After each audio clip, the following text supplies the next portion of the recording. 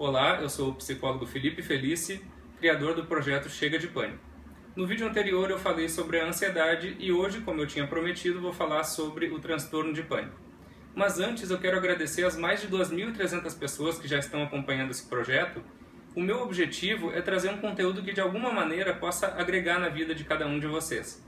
Porque afinal, hoje em dia, quem não sofre de ansiedade geralmente conhece alguém que sofre de ansiedade. Então, por isso, eu penso que esse conhecimento que eu estou transmitindo para vocês pode ser de alguma maneira útil. Então, vamos falar sobre o transtorno de pânico. Mas para começar, eu preciso falar sobre o que é um ataque de pânico. Um ataque de pânico é uma situação em que a pessoa ela fica focada sua atenção nas suas sensações físicas. Ela presta muita atenção nas suas sensações físicas. E ela interpreta essas sensações de uma maneira catastrófica. Isso leva a ansiedade a ter um aumento e um tipo de reação muito desagradável. Então, a gente pode dizer que é o medo das próprias sensações. É um momento em que a pessoa, vou ilustrar com um exemplo, assim, a pessoa sobe um lance de escadas. Aí, naturalmente, ela fica com o coração um pouco mais acelerado, fica um pouco ofegante por ter feito esse esforço físico. Mas a pessoa que já tem uma tendência à ansiedade elevada, ela pode interpretar esse batimento cardíaco mais acelerado ou a respiração ofegante como sinal de que ela vai ter um ataque cardíaco, ou de que ela vai morrer, ou de que ela vai enlouquecer, fazendo com que tenha o ataque. Então, quando a pessoa tem ataque de pânico, existem alguns sintomas típicos que a pessoa apresenta. Por exemplo, sudorese, tremores, dificuldade de controlar a bexiga, batimentos cardíacos acelerados, tontura, sensação de sufocamento, engasgamento. São sensações típicas do ataque de pânico. Mas sempre é importante que, quando a pessoa tem esse tipo de sensação, esse tipo de sintomas, ela procure um médico para descartar que alguma doença física possa estar causando esses sintomas. Ou também descartar que possa acontecer em decorrência de uso excessivo de cafeína, ou uso de bebida alcoólica ou outras substâncias. Quando a gente descarta essas questões, a gente pode saber que é um ataque de pânico. É muito comum quem tem ataque de pânico, a maioria das pessoas, desenvolver uma outra sintomatologia que a gente chama de agorafobia, que é quando a pessoa começa a ter medo de que em determinadas situações ela possa ter um ataque de pânico.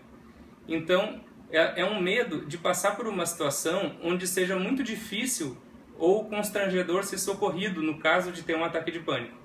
Então, o medo é mais voltado para que a situação faça com que haja um aumento da ansiedade de uma maneira que não seja possível controlar. Então, a pessoa começa a adotar comportamentos de segurança e de evitação. Por exemplo, eu tenho medo de ir no banco, de ficar numa fila, porque eu temo que lá eu vou ter a minha ansiedade aumentada e vou ter um ataque de pânico. Então eu posso ter um comportamento de segurança de chamar um familiar meu para me acompanhar, para que eu possa passar pela situação com menos sofrimento. Como eu posso também ter um comportamento de evitação. Já que para mim é muito sofrido ir no banco e pegar uma fila, eu não vou no banco. Então esse é um comportamento de evitação. O problema desses comportamentos é que eles perpetuam a percepção de que aquela situação é perigosa. Por quê? A pessoa atribui o fato de não ter tido uma situação como um ataque cardíaco, não ter morrido, ao comportamento de evitar ou ao comportamento de levar alguém junto consigo. Então isso perpetua o ciclo da ansiedade. Quando a gente vai pensar assim, que a pessoa tem um transtorno de pânico, o que é levado em conta não é necessariamente o número de ataques que ela teve, mas sim a tendência que ela tem de ficar persistentemente preocupada em ter um novo ataque. De uma maneira resumida, a gente pode dizer que a pessoa tem transtorno de pânico se ela tem ataques de pânico recorrentes e inesperados e se depois de ter um ataque de pânico ela teve pelo menos um mês de preocupação constante em ter um novo ataque, preocupação com as implicações desse ataque, por exemplo, por ter o ataque eu vou ficar louca ou eu vou ter um ataque cardíaco. E também pela mudança de comportamento que ela tem após aquele ataque. Então ela adota algumas estratégias para fugir, né, daqueles ataques ou para amenizar a sensação, e isso também é mais um critério que a gente adota. Então, quando preenche esses critérios, a gente diz que a pessoa tem um transtorno de pânico. A maioria dos ataques de pânico, 60%, eles acontecem quando a pessoa passa por uma situação de hiperventilação, ou seja, quando o aumento da frequência respiratória acontece.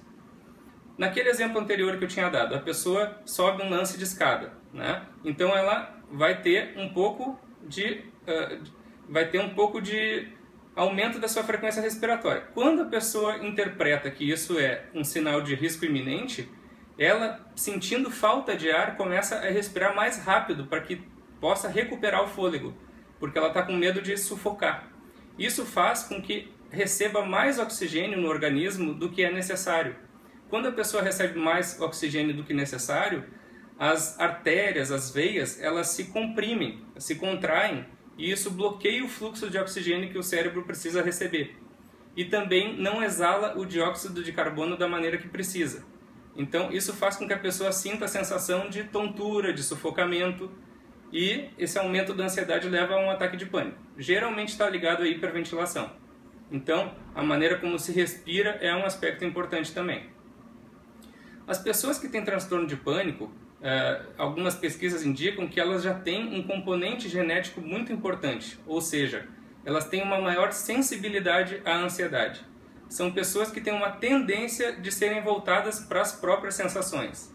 Então, por exemplo, alguém que fica todo o tempo procurando alguma sensação anormal dentro de si e quando percebe alguma sensação anormal, já interpreta de uma maneira catastrófica. Ela tem essa tendência de ser voltada para os próprios sentimentos, para as próprias sensações. Então, esse vídeo, eu também quero com esse vídeo explicar que o transtorno de pânico, ele não é uma coisa assim misteriosa que acontece sem motivo nenhum, mas ele é algo que acontece por um livro de regras que a ansiedade impõe na vida de determinadas pessoas. É um livro de regras que tem as seguintes regras.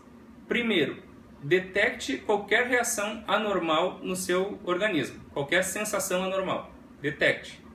Segundo, interprete essa reação como um risco de algum desastre acontecer.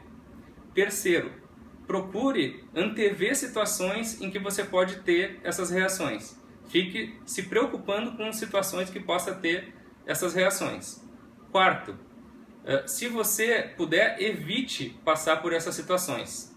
Quinto, se você passar por essa situação, adote algum comportamento de segurança ou de evitação para sofrer menos. E sexto, se você sobreviver à situação, atribua ao seu comportamento de segurança ou de evitação.